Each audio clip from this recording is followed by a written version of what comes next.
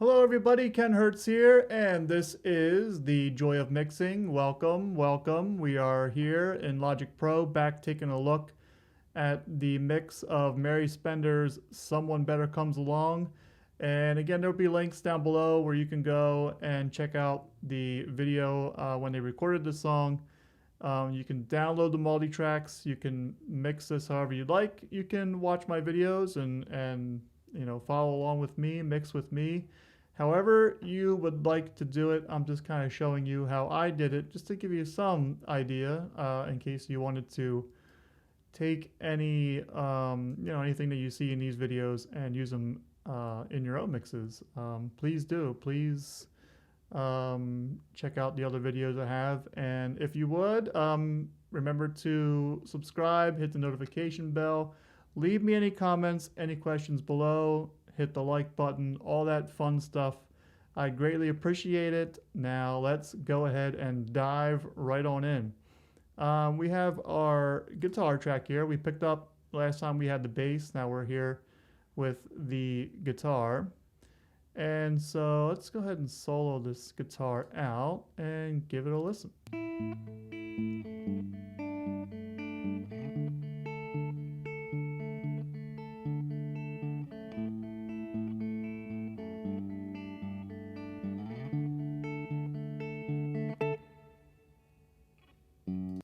Now you'll see this little split here in the audio signal, and basically what that little split is, let me turn this off. Basically what that little split is a clip gain. This here, this little note here, this little bloop, was it was kind of loud, so I just went in and turned it down 4 dB, as you can see over here. And why clip gain? Why not maybe automate it down? Or it was just really pretty straightforward. It's one single note kind of hanging out here all by itself, and so clip gain was just the very simple, very quick fix to bring that kind of in line with the rest of the track here. So that's why I chose to do that. Let's go ahead and take a look at what I did to the guitar here. Basically, high passing at 100, pretty aggressively cutting out 335. And why aggressively cut out 335? Well, let's go ahead. I'm going to hit play. And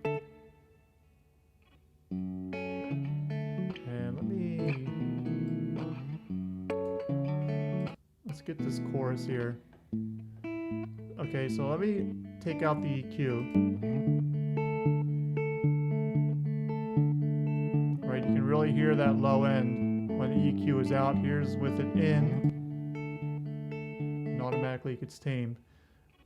So when you add bass, and even add kick,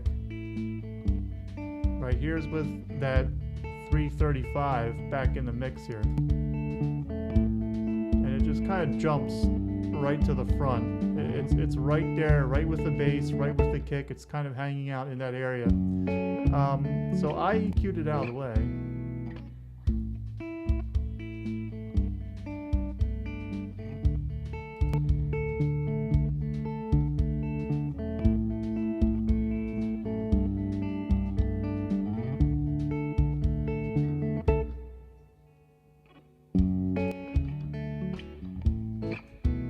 Right, so just EQing that, pretty aggressively EQing that out of the way.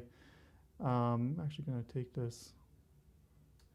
This was a small boost at 400, but I'm going to take that out. Coming over to, again, kind of I don't know how aggressive really it is, but this 1.1K here cut that I did. Let's just go ahead and solo this out. So here would be with that. And it's just kind of poking its head. It's kind of poking its head out a little too much, so I wanted to tame, that 1K just by taking it out. I also did a sidechain compression here, which I'll show you in a second. Then doing a little presence boost at 4.8, so roughly 5K, little presence boost. Have a little bit of compression going on at the peaky parts. We have the peaky parts down here at the bridge.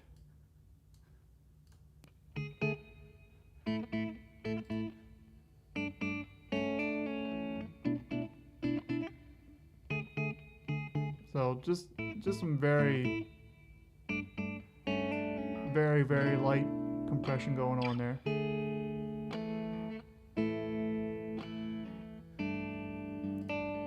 So we have that happening, and then I have this this R compressor here from Waves, and what this is doing, let me go ahead and bring in her vocal, because I basically sidechained her vocal to the bass or to the electric guitar, and the reason for that was because even with the EQ that I did, this guitar kind of just wanted to poke its head out a little too much.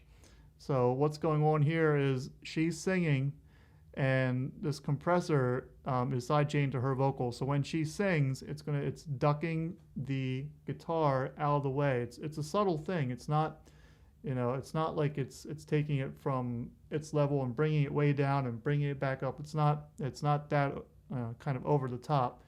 It's a very subtle thing. Let me play it here. To see you happier. When did I sign up for this game? So you can see so triangular. It's a subtle thing. You, me, her.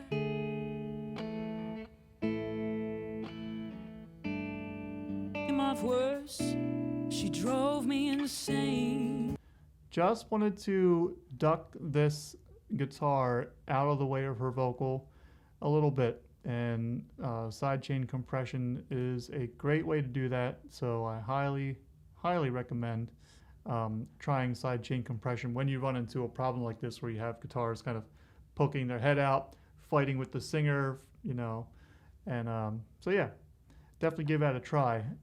Let's move on to guitar amp here. So this guitar amp, what we have is bus 7, which is not being used. I think it's a delay, and I just didn't really see any. Let's bring the screen over here. Didn't really see any use for the delay, so I ended up just turning the bus off. Then we have bus 8, which is going out to illustrious plates, going out to a reverb here. Let's just to see you happy.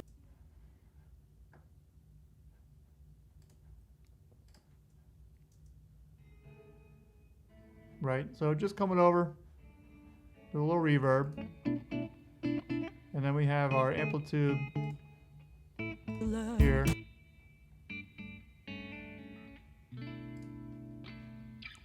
So just taking her guitar, bussing it over to amplitude, right? Just throwing in a little amp there, and taking her guitar left, taking her amp right, just kind of give a little bit of flavor, really.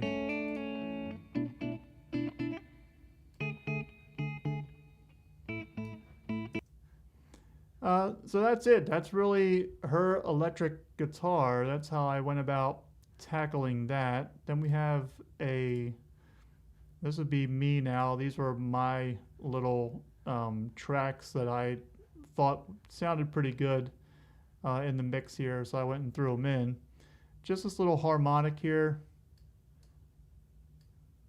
Let's go ahead and give it a listen. Sometimes when I listen back to this mix, I kind of just don't even hear the harmonic, or I just kind of breeze over it. But I thought it was cool, so I threw it in here.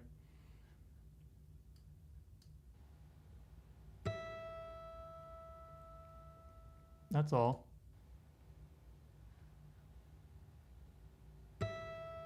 So here would be in the mix. Someone better. You drove me insane. Someone better. I thought that was pretty cool, so I went with it. left it in the mix. Let's come down here to my other little parts. We have this acoustic guitar 1, and this is just a little end part here. I'll go ahead and play it. Here's what it sounds like on its own.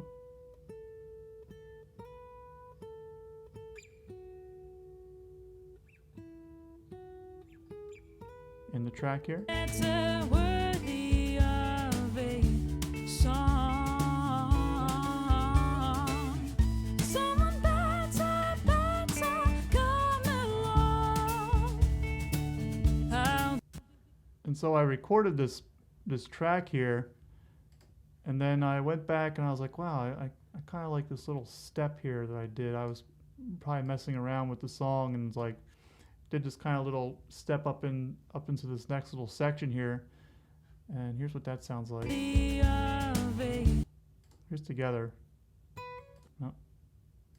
Here's together. So I was doing guitar 1 here, and then I needed this. I needed that little step up there, and in the track.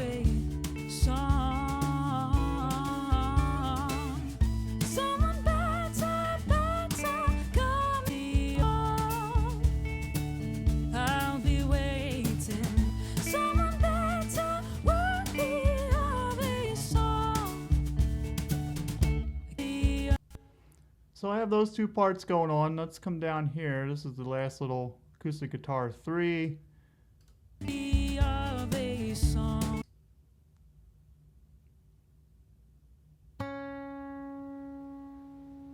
That's all it is, single note. Here it is in the track. I guess I should end this one.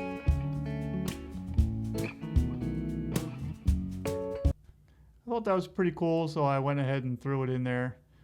And I think that is it. That's it for the guitars for this particular song.